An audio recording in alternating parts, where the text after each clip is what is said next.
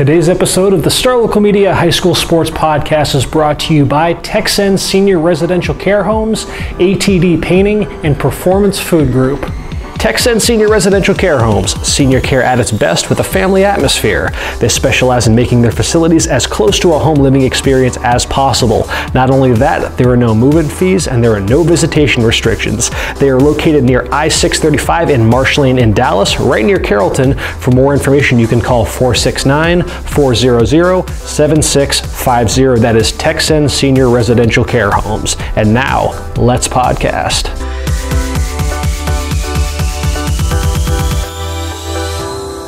Welcome to the Star Local Media High School Sports Podcast. My name is Matt Welch. I'm the sports editor at Star Local Media, and I am being joined by Taylor Ragland and Brian Murphy. On today's podcast, we're going to discuss some reactions to the second round of the high school football playoffs, including Allen surviving its first true test of the season, one step closer to a dream matchup between Reedy and Aledo. But first, well, you know what? Let's stick with Frisco ISD, because I'd say, Brian, of when we were previewing all these big games last week and whatnot in anticipation of the second round, of all the results that transpired over the weekend, I would say the one that probably floored us the most was 49-21 Lone Star over Lufkin. Brian, where the heck did that come from? Well, Lufkin before the game for breakfast, they had turnovers. Oh, I see what you did there. They actually had 6 of them. And, you know, when you turn the ball over 6 times... Playing on a bit of a full stomach. Yeah, pretty much. And, you know, they had a million fumbles in this game. And Noah Bolton, the younger brother of Nick Bolton, who's now playing at Missouri, one of the best players to even come through Frisco ISD. His little brother, you know, he's getting defensive touchdowns as a sophomore. Julian Larry in the Marvin Mims hookup was on full display. Marvin Mims, 7 catches, 239 yards, 3 touchdowns. Julian Larry completed only 7 passes. We were just talking about this. Yes. And all 7 of them were to Marvin Mims. So that offense is really clicking at the right time. Marvin Mims looks like he's 100%, missed a couple games earlier this year, but he's balling. Julian Larry's looks like he's figured out the quarterback position pretty well. And then when you, like I said, when you force 6 turnovers and you don't turn the ball over at all, yes, that's the recipe to beat, you know, a state-ranked, state title contender in Lufkin. How much does a game like this force us to kind of now start to kind of recalibrate our expectations on just what Lone Star can do this postseason? Honestly, we should have done that after they destroyed Legacy the week before, but we were like, you know, maybe they didn't have Jalen Catalan. Yeah. It's not the same Mansfield Legacy team. And we were kind of discrediting Lone Star. Oh, no, because it clearly didn't have much of an effect on us because all of us picked Lufkin to win that game like morons. Yeah, but I mean, now it's going to be hard to go against Lone Star, and I don't want to look ahead too far because if they, you know, win this week against John Tyler, which won't be an easy game. No, but we get a rematch possibly against Highland Park, and then earlier this year, those two teams played. It was a 10-7 weird defensive game, but that would be fun to see. And you know, I would not be surprised at this point now after seeing Lone Star's first 2 games of the playoffs and how they've won those games. I wouldn't be surprised if they win again this week. Because they really have kind of turned a corner since that heartbreaking loss to the Colony. Mm-hmm. Just looking at some of the offensive production, period, since then. Since that loss to the Colony in those 5 games since, they are averaging 47.2 points per game. I mean, there was a 3-game stretch earlier in the season against Highland Park, Little Elm, and Wakeland where they totaled 31 points.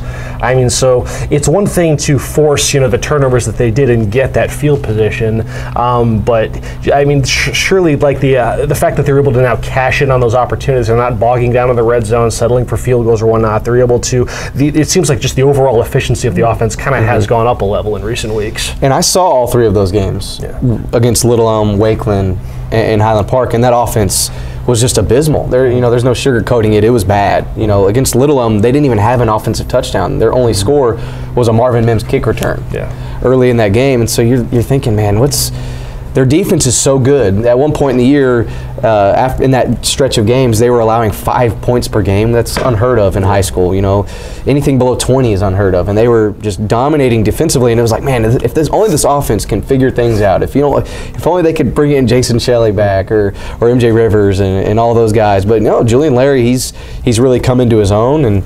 And what was the stat? You said 49 points a game? 47? 47.2, which is still, like, considering where they were at earlier in the season, that's amazing. Yeah, I would have not expected that, you know, especially after the Colony game, when, you know, a game that they could have won. They lost on the hook and ladder, insane play to win the game. But, you know, after that, they've just been on a tear, and they've beaten some good teams in that stretch. The fact that game was kind of like a rallying point for them too, I think it really just shows kind of the resilience of that ball club. So let's see. Yeah, Lone Star was able to pick up a fairly impressive win that we necessarily did not see coming. Another one that we did not see coming was at the 4A level. Celina, man. Never pick against Celina in the playoffs. See, I did a big story on this last year. I met with Coach Elliott and all those guys, you know, about Celina time. That's a legit thing. They coined this phrase, Celina time. When they get into the playoffs, no matter how disappointing a regular season may be, to them, making the playoffs and not winning a district is disappointment. For them, just how you know, storied their program is and their football program as a whole is. But, you know, they finished 4th in the district this year. You know, they just squeak into the playoffs. You know, they barely beat Wilmer Hutchins in week 1, and we're like, all right, Stephenville, you know, they had a great run through the postseason last year. They've been a great team so far this year. Celina doesn't have a chance. And what do you know? they get a late fumble recovery. They take it, you know, 60 yards or something on Stephenville's final offensive play of the game near the goal line to seal the deal.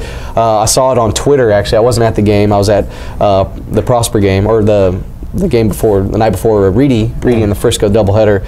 But I was keeping up with it on Twitter, and you could hear the Celina radio crew just going nuts as he's just taking the ball down the sideline. You know, that's great to see for Celina. You know, a down year is them barely making the playoffs, and that's a down year for them. And for them to beat Stephenville and now have a rematch against one of their fiercest rivals in Argyle is pretty awesome. Like, a down year for them, like, sure, but like record-wise, obviously not at the level of, you know, previous regular seasons, but I think in hindsight, we're now seeing that district probably had a bit more to do with it. When we factor in that Argyle being Argyle, Melissa, you know, they took a hard one to Waco La Vega, but there's no shame in that. But that was, I mean, Melissa was a great team all regular season, and then Paris coming out of nowhere this season, and they're now, I believe, top 10 ranked. And Paris was the second best team in that district, and we all discredited them. We all thought, you know, they were going to be a 3-horse race at the start of the season. Paris was, I mean, they gave Argyle a really good game. So I think in hindsight, it's not so much an indictment on Celina. That was just a really good district. Yeah, and Celina's, it's interesting, their 2 playoff games have been nail biters. You know, a big play here or there could change the outcome of that game. But during the regular season, it was most of their games were either blowout in Celina's fashion in their favor, or they were getting blown out like against Argyle and Paris. You know, they didn't really play close games, and now here they are, you know, when the games matter the most, and they're gutting them out, and gutsy wins. Logan Point, he's so underrated. You know, he's a really, really good running back. We had him on the podcast, you know, earlier this year. Every game, it's guaranteed he's going to have at least 100 yards and 2 touchdowns. And he was kind of limping his way into the playoffs. He didn't really play much against Anna when they blew them out, but he's 100%. It's showing in the stat sheet, and he's been the bell cow of this team. He's the only junior, and he's just a monster out of the backfield. Celina now in the 3rd round of the playoffs for the 8th time in the past 9 years. So that is, just, again, like you said, Celina time. It's that time of year for them. I think the only time they lost, or they didn't get this far, was 2013 against Gainesville. And Coach Elliott brought that up before the playoffs started, how, you know, that only one time in the last 25 playoff trips they didn't get past the 1st round. And that's saying a lot too. So, but they're squeaking by. But they have a tough test this week against Argyle. Back up at the 5A level, like I said at the start of the podcast, we were one step closer to, I think, the kind of the matchup in 5A Division II, Region 2 that, you know, the stars have kind of been, you know, slowly aligning towards getting this matchup. And hey, wouldn't you know it, but you obviously got to see Reedy take care of business against Midlothian. You got to see Aledo for the first time as they just took it to Lovejoy. You know, Taylor, just kind of, what were your impressions on your first look at the Bearcats and just the dismantling of Lovejoy? I think you said it. It was a dismantling, and it was methodical. I mean, it was just every time Aledo had the ball, it was either, you know, an 85-yard drive, or, you know, Jace McClellan would break a big run and get him down deep, and then, you know, it wouldn't take that many more plays to score. they just had no answers. Lovejoy didn't, and that's no indictment on Lovejoy. I think Lovejoy had a fine season, and Todd Ford after the game said similarly that this is one of the state's elite programs, obviously, and Lovejoy's trying to get to that level. So no shame in that, but Aledo is a machine. I guess Allen, would be the other team that I've seen this year that's that way, in that they just go out and take care of business. Although that game had a little bit more emotional baggage, the Plano East Allen game. This one didn't have any of that. Aledo just looked like a team. They ran out there, they took the field, they handed the ball to Jace McClellan for 308 yards, and they just did what they do. And it was not ever close. It was never in doubt. There was never any intrigue. They just completely rolled over everything Lovejoy threw at them. Now here's a fun game to play. Is Aledo the best team you've seen this year? The best team I've seen Allen. You've seen Allen, okay. I guess I'd have to default to Allen just because the powerhouse that Allen is, being a 6A powerhouse, and all of that, defending state champion, all that craziness. But Aledo's up there. It's definitely the best 5A team I've seen by a wide margin. So, because I haven't seen Reedy, so I have no point of comparison between those two teams. But Aledo is certainly the best 5A team that I've seen this year, and it's not close. As far as Reedy goes, though, Brian, that was one I believe. Devin Hassan was sounding a bit of an upset alarm. Last week with Midlothian potentially being able to pose a threat to Reedy. Not so much the case. The Lions take care of business as they continue the high water playoff run in their program's history. So with them bound for the third round, impressions on their latest playoff win. It was 21-0 before you could even blink an eye in this one. Josh Foskey, 300 yards, 5 touchdowns. You look at that and you're like, just watching the game, you didn't even realize his numbers were that staggering, because he just does that regularly. And he almost had a rushing touchdown in that game where he ran down the sideline inside the 10-yard line. And once he got to about the 4, there was guys collapsing in on him near the edge of the pylon in the corner, and he wanted to dive so bad. He started to dive, and then he half dove and didn't make it. But if he would have just punched that one in, he would have had 6 touchdowns, and that's another element he's added to his game this year, is being able to run the ball. I know Chad Cole told me last year they don't really want to run with him a lot, just use him through the air, but they've added that other dynamic to his game this year. And Foskey, one of the best quarterbacks in the Metroplex, and he found Bennett Meekum, one of his old targets for their best performance together. Bennett Meekum had 3 touchdowns in this one. He had 2 touchdowns in that 21-point stretch, and then he had the one that really put it away late in the game. And Reedy, they have not been challenged since that game against the Colony, and that one wasn't even as close as the score showed it was. That was a 9-point win for Reedy, but Reedy was in full control. They really haven't been challenged all year, and we inch closer and closer. Now you'll see what happens this week. I know Reedy has Burleson Centennial. I don't know who Aledo has, but Aledo has South Oak Cliff. Okay, that's right. I just saw South Oak Cliff play Frisco. South Oak Cliff looked good. Yeah. I was kind of shocked. I was kind of discrediting them a little bit on the podcast last week, saying they hadn't played anyone. I've been telling everyone that look at their strength of schedule. It was garbage. They're playing Dallas ISD. No, they took it to Frisco. They were just the much better team. Let's see, but we were just talking Frisco Reedy, so obviously that's a nice way to transition to our student-athlete spotlight and a chance to, Brian, you were able to swing by this morning at least to talk with quarterback Josh Foskey, and just the Lions and just their terrific season up to this point, as they are now in the third round of the playoffs. So let's see what Josh Foskey had to say after a word from the sponsor. And we talk Aledo in that game, in that podcast too. Okay. Let's take a quick break to talk about ATD Painting. Whether it's painting, staining, carpentry, residential, commercial, interior, or exterior, ATD Painting has you covered. They have 4 locations in the Metroplex, including Plano and Lewisville. You can call 972-694-8888 for more information, or you can visit their website at atdpainting.com. That is ATD Painting. Check it out to see just how affordable professional painting can be. And now, let's get back to the podcast. All right, I'm with Josh Foskey, quarterback here at Reedy. Josh, How good does it feel to be 12-0 and area champions? It feels amazing. It's just it just shows that all our hard work this season's paid off, and we're 12-0 and moving on. So now I've never asked you this, but what did y'all take away from that playoff loss last year that y'all felt like y'all should have won against Lake Dallas? We knew that we had to work even harder because we thought we were in that game, but then we faded in the second half due to injuries and stuff. So we knew we had to work hard because anyone can go down at any time. We got to know that we just got to replace them and move on with the game. Now, right now, y'all are sitting pretty at 12-0.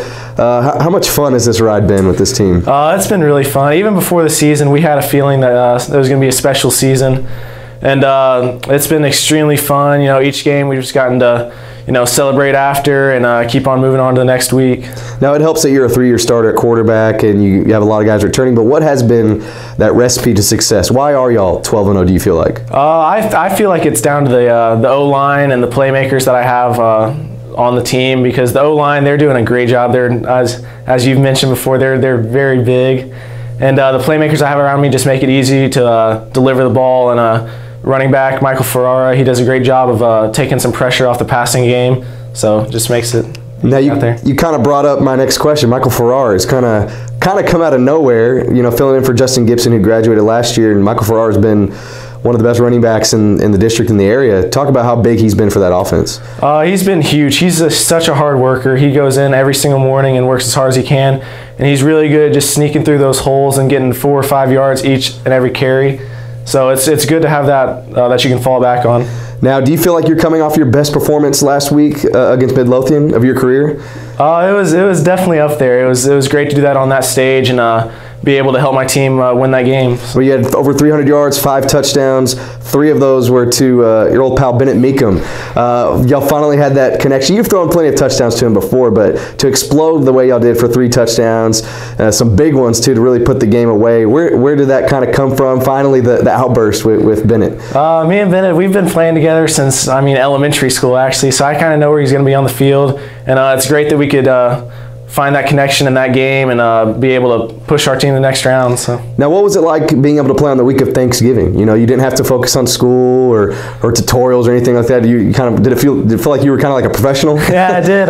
It was pretty relaxing just coming up here in the morning and then practicing, going home and hanging out with your family, and getting to play the day after Thanksgiving after watching all those pro teams play. It was a really cool experience. Now, next up, Burleson Centennial. What's kind of the scouting report on them? What's the deal with those guys? They run the same offense as Midlothian. They're going to hold the ball for a long time, and they're always in danger to break one loose for a touchdown. So as offense, we have to keep on like we did last week. We have to score every single drive and keep the pressure off our defense. Now, I know y'all aren't looking ahead. You still have an opponent this week, but if y'all were to win this week, I know a lot of people are talking about this, myself included, Aledo could be, the next opponent in y'all's way, #1 ranked team in the state.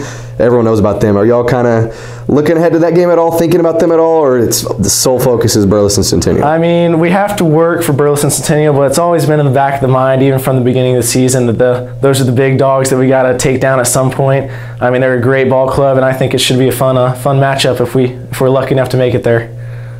Thanks again to Josh Foskey for taking the time to chat with Brian for our Student Athlete Spotlight. And now, let's talk some 6A. For this, we brought Justin Thomas into the fold to talk a little bit of some 6A version of the second round of the high school football playoffs. And Justin, a mixed week for the 2 Lewisville ISD schools that were still hanging around. But we were just talking a bit about just a kind of a back and forth matchup between Hebron and Pierce. Definitely one that I think at the start of the playoffs you probably wouldn't have envisioned. This being the draw for Hebron in the second round. But seeing Cedar Hill on Friday, but nevertheless, the Hawks are able to survive. We're turned into a bit of a shootout with the Mustangs, and now Hebron bound for the 3rd round. So, just what were some takeaways from what Hebron was able to accomplish on Friday? Well, I think the first thing that stands out is it just seems like as we go through the season that Carson Harris, the Hebron quarterback, is getting better and better, and he makes a lot more plays with his legs than I thought he would. He's a really good runner. He had a massive game in that Pierce game. 6 total touchdowns, 4 rushing touchdowns. Hebron threw up 574 yards total. Trajan Bridges, of course, a couple of the highlight variety touchdown catches. One of them, he just went up and over the guy on the left side. The other one, he almost kind of boxed him out in the corner and went up and got it. So that basketball background coming into play. Yeah, that basketball background, yeah. But Yeah, this was a pretty good game. You know, the offenses were both moving. Pierce actually had a span where in 2 plays they got a 75-yard touchdown pass. Hebron comes back and gets a field goal. Then Pierce gets a 67-yard touchdown pass on the very next play. Okay. That brought it to a 3-point game, but then Carson Harris had a long touchdown run to give a little buffer. And then Pierce gets the ball back. Diego Johnson gets a 55-yard pick 6, so they're up 15. Pierce gets the ball back again, and William White just absolutely murders the Pierce quarterback. right by the goal line, he coughs it up, and William White picks it up and falls in the end zone for the touchdown. So the Hebron ends up, it was a 38-35 game. They end up scoring 3 touchdowns in less than 2 minutes to really just blow it open at the end. But it was a closer game than the score looks. It was a good game. I was just looking. Now, this is Hebron's just the 3rd time that they've ever been in the 3rd round of the playoffs. First time in over a decade. Yeah. And they'll be playing a Haltom team that is also in the 3rd time, for the 3rd time ever, and they haven't made it this far since '96. So somebody's going to be having one of their best seasons in a long time. Yeah. Haltom has been one of these stories of the Metroplex this year. Yeah. They 12-0, right? Yeah, 12-0 undefeated, and just one of those teams that just nobody saw coming this year. Just going back to Hebron's stat line real quick. Yeah. Harris finished 11 of 15 passing, 171 yards and 2 touchdowns, no interceptions, 18 rushes, 208 yards and 4 touchdowns. And then Jalen Rott also ran for 154. So the Hebron offense is rolling right now. We'll see.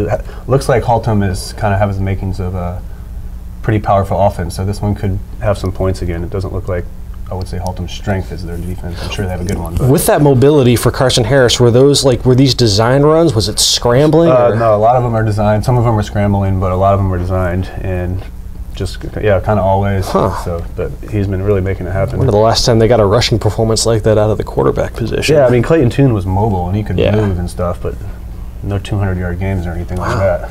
So. The other game that you saw from the Lewisville ISD playoff docket. This one didn't have quite as much offense. Nah, but you get to see what some folks are saying is the best defense in the state. Duncanville 38-0 over Lewisville. What'd you think of the Panthers in your first look at them this season? Well, their defense is awesome. Their line just causes havoc, and their secondary makes plays. Yeah. And they held Lewisville to 102 yards. That's pretty salty. Forced 3 turnovers. I mean, this came down to field position. So 38-0. Duncanville gets the ball. They get a couple first downs. Lewisville gets a stop. They have to punt. And the step goes over the punter's head, and he just has to fall on it. Long story short, Duncanville scores 3 straight possessions after their opening possession. Their starting spots, the 1-yard line, the 7-yard line, and the 11-yard line. That just isn't. You're never going to win a game under those kind of conditions. Goes over the head. They get the ball at the 7. They score a touchdown. Lewisville comes back, throws a pick. They get the ball at the 11, score a touchdown. Lewisville actually puts a nice drive together. They get down to the Duncanville 20. They're down 14-0.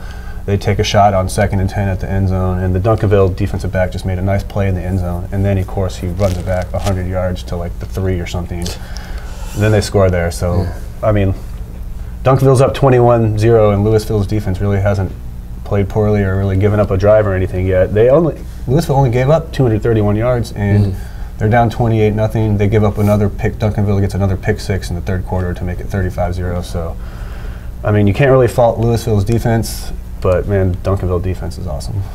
Duncanville, a team that's on Allen's radar, or at least the Allen fans' radar, as far as a potential opponent down the road. If Allen is able to continue taking care of business, and hey, we can talk a little bit about that game now, because this was certainly one of the more exciting games just in the second round period. Well, if that game comes to fruition and you get to do a scouting report, I don't know if you've seen Duncanville's defensive stats.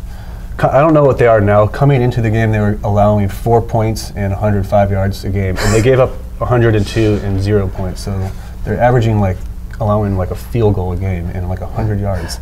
It'd be pretty juicy, because I know we were just talking on the 5A schedule has things to do with this, but still, that's ridiculous. I asked Taylor this on the podcast because he saw Aledo play, and I asked him, was that the best team he'd seen all year? Is Duncanville the best team he's seen all year? I don't know, because I saw Allen, but I only saw them for a half. In that lightning delay against Coppell? Yeah, and no offense to Lewisville, but they're not the most. They had an awesome season, and they had a really good defense, but their not exactly a high-powered offense. You know, they're not a team that's going to fall behind and be able to move the ball through the air and come back. It was just a bad matchup. So for a lot of. Well, it's a bad matchup when you let the other team start inside your 10-yard line 3 times in a row. But Duncanville looked very good, but I haven't seen them face like.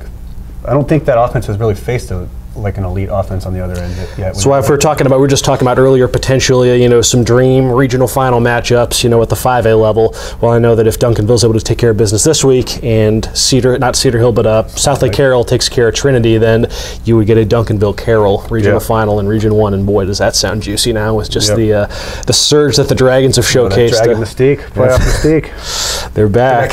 Protect tradition.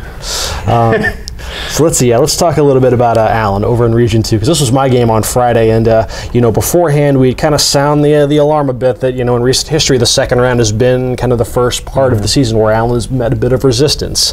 You know, I went through round by round and, you know, calculated their average margin of victory over the, you know, since 2012, since this, you know, this dream run of theirs really, you know, took off, and the second round was the round of all 6 that had the closest margin of victory. So Allen's been pushed a lot in the second round, and so in Rockwall, I mean, you know, for folks who hadn't seen Rockwall, I mean, at least you had heard through the grapevine that they have an offense that's going to be able to do some things to Allen that teams this season just haven't. And yeah, I mean, Rockwall's offense was very much as advertised. How about this? Consider just the caliber of Allen's defense, and I mean, numbers that were very Duncanville-esque for you know, for large parts of the season. Rockwall gained 452 yards in the first half. Man. Against Allen, including 151 through their first 4 plays from scrimmage. I mean, they started off the game with a tunnel screen to Jackson Smith and Jigba that he took 81 yards for a touchdown, and I mean, just a shot across the bow like few others that Allen has seen in quite some time. And yeah, we were just settling in for a good old-fashioned shootout. This game. I mean, the teams combined for 92 points, you know, over 1,100 yards of offense. There were no punts.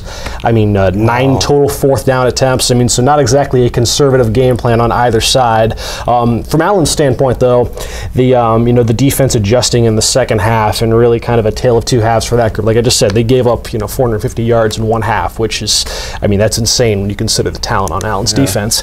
They only allowed 152 in the second half and only 7 points versus 33 allowed in the first half. So just a much better showing, just tackling better, you know, generating more of a pass rush, and yeah, they were the fresher team as well. Yes, the depth. That's when Allen in the second half is it's like almost like you're playing a brand new football team sometimes, just because of just that. That's when the depth and tangibles really seem to take hold. You know, Allen's defense, you know, had 4 turnovers on downs, you know, 2 in each half.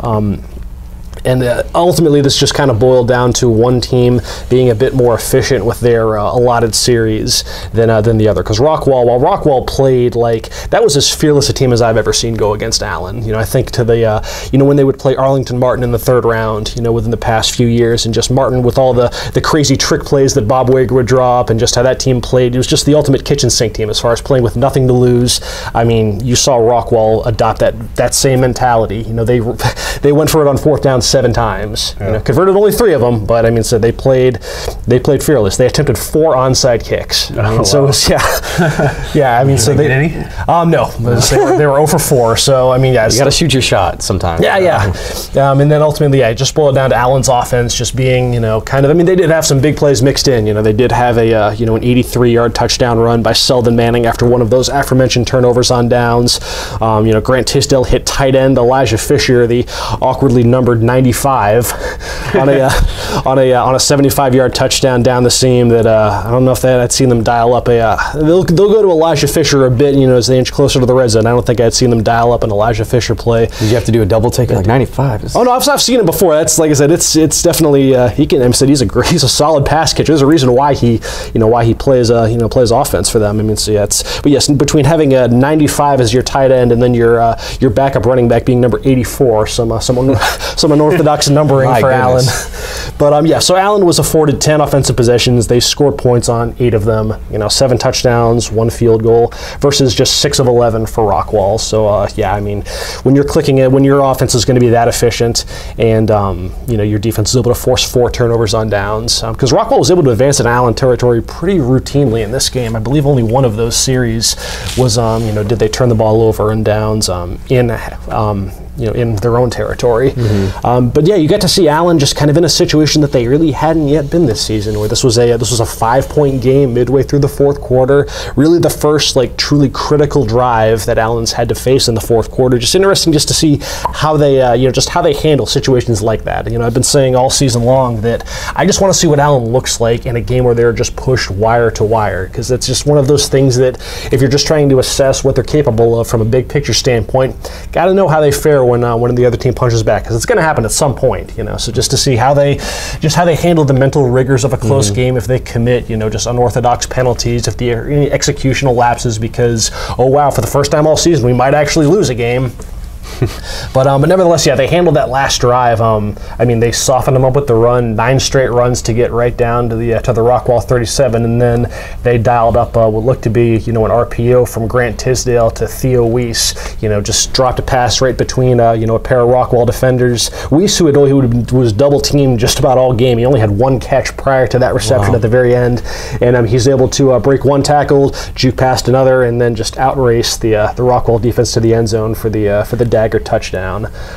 So yeah, just interesting just to see Allen have to work out of some situations that they hadn't necessarily been in this season. As far as what this means kind of long term, I don't look at games like that as any sort of like a sign of weakness, because you gave up 40 points to Rockwall. That's any sort of indictment against Allen's defense. Rockwall has a prolific offense and a transcendent wide receiver at the high school level, at least in Jackson Smith and Jigba, who had 14 catches for 14 for 267 and 3 touchdowns. Wow. I didn't see that stat line. That is on the short list of just the most impressive individual performances against Allen's defense in the time that I've been covering the team. Rockwall's offense was very much as advertised. Like I said, who knows what it'll mean kind of going forward. I know there's teams like Duncanville and North Shore a bit more run. They favor the run a bit more. Yeah. So it's tough to really kind of know what to how they match, what they did against Rockwall carries over in either of those matches, just because you can't find too many teams out there that can do what Rockwall can. You aren't Jackson Smith and Jig was just growing on trees out there for other teams to be able to replicate the success that they had. Next now? They get the Woodlands. That's right, a matchup that certainly won't lack for any motivation on Allen's side, with the Woodlands being the last team to defeat Allen back in the 2016 state semifinals. So, but yes, nevertheless, it was just fun to be able to see Allen in just a game that was just fun from start to finish.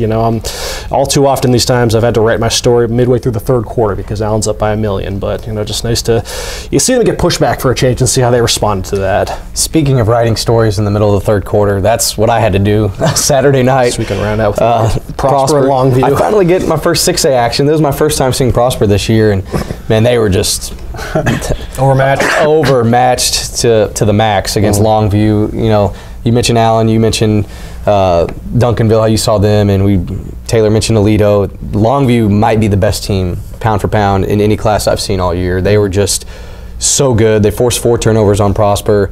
They have this lightning and thunder running back duo, Jesse Anderson, 235 pounds, and then they had this kid named Kalen Williams, 5'5", 140 pounds. And so they would just switch off handing them the ball. One would just go zigzag, the other one would just barrel through. And Longview, their offense was just so good. They put up 500 total yards. They held Prosper to just 200 yards. They held Wayne Anderson in check all game long. Usually he explodes for 100 plus. They kept him under 100, and a good year for Prosper. First year in Class 6A, they finished second in that district. They win a playoff game, and then they just run into a state title contender in Longview. So looking back, Coach Schmidt said this year was a massive success. Oh, yeah. They're not disappointed at all. The future's bright in Class 6A for Prosper. Longview, a team that I think right now aren't they? Some would say they are the favorite to win Division II out in 6A. So yeah, no shame in that. And considering what our read was on Prosper at the start of the season, with so many question marks on how it would carry over, how they would replace Caleb Adams, what they would do on defense. The fact that they were able to answer all of those pretty much with resounding results, any way you slice it. You can only look at the season as a massive positive for the Prosper program. A lot of people pick Prosper to not even make the playoffs. I know. Me, Taylor, and Kendrick were I guess maybe 5th right now, just given how little we know about them right now. But they definitely exceeded at least our expectations. So I guess I don't know. Anything else from the 6A festivities in the second round? That's about it. And that will just about do it then for this edition of the Star Local Media High School Sports Podcast. We'll be back on Wednesday for our usual preview podcast as we look ahead to some of the high-profile matchups in round number 3, including our game of the week. You can vote on that at our website, starlocalmedia.com. Otherwise, folks, hey, Justin, Brian, appreciate y'all for tagging along. Same for Taylor Ragland. Folks, you enjoy the rest of your week. We will talk to y'all later. Thanks for checking out this edition of the Star Local Media High School Sports Podcast, brought to you by Performance Food Group. They deliver more than 150,000 food and related products to customers all across the country. Their McKinney office is currently hiring Class A CDL drivers, order selectors, and many other entry and part-time positions. For more information, you can visit their website at pfgc.com/careers, or you can call 214-491-3130. That is Performance Food Group, located in McKinney at 500 Metro Park Drive.